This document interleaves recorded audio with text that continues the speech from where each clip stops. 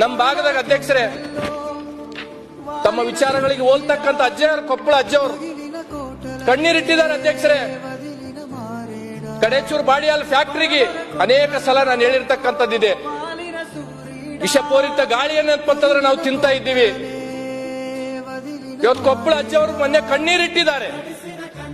ಇಂಥ ಫ್ಯಾಕ್ಟರಿಗಳು ಬಂದ್ರೆ ಅಂತಂದ್ರೆ ನಮ್ಮ ಭಾಗದ ಜನ ತೊಟ್ಲಕ್ಕೆ ಹೋಗೋರು ಕಡಿಮೆ ಆಗ್ತಾರ, ಸ್ಮಶಾನಕ್ಕೆ ಹೋಗೋರು ಜಾಸ್ತಿ ಆಗ್ತಾರಂತ ತಿಳ್ಕೊಂಡು ಇಂಥ ಫ್ಯಾಕ್ಟರಿಗಳನ್ನ ನಮಗ್ ಕೊಡ್ತೀರಿ ಉತ್ತರ ಕರ್ನಾಟಕ, ಕಲ್ಯಾಣ ಕರ್ನಾಟಕಕ್ಕೆ ಹೇಳ್ತಾರೆ. ಮೊನ್ನೆ ಅಜ್ಜವ್ರು ಹೇಳಿದ್ರು, ಸರ್ಕಾರ ನಮ್ಗೆಲ್ಲರಿಗೆ ತಾಯಿ ಇದ್ದಂಗ ವಿಷ ಕೊಟ್ಟರು ಕುಡಿತೀವಿ, ಹಾಲು ಕೊಟ್ಟರು ಕುಡಿತೀವಿ ಅಂತ ತಿಳ್ಕೊಂಡು ಕಣ್ಣೀರಿಟ್ಟಿದ್ದಾರೆ ಅಧ್ಯಕ್ಷರೇ. ಇದು ನಮ್ಮ ಭಾಗದ ಪರಿಸ್ಥಿತಿ ಅಧ್ಯಕ್ಷರೇ. ಚಲೋ ಚಲೋ ಫ್ಯಾಕ್ಟರಿಗಳೆಲ್ಲ ಈ ಕಡೆ, ವಿಷ ಗಾಳಿ ಅಂತಂದ್ರೆ ಅದರಿಂದ ಬಂದೆ ಅಂತಂದ್ರೆ ಸಾವುಗಡ ಆಗ್ತಕ್ಕಂಥವೆಲ್ಲರ ಉತ್ತರ ಕರ್ನಾಟಕ, ಕಲ್ಯಾಣ ಕರ್ನಾಟಕ. ಇದು ಯಾಕೆ ತಾರತಮ್ಯ? ಯಾರ ಮುಂದೆ ಹೇಳಿದಕ್ಕೆ ಅಧ್ಯಕ್ಷರೇ ನಾವು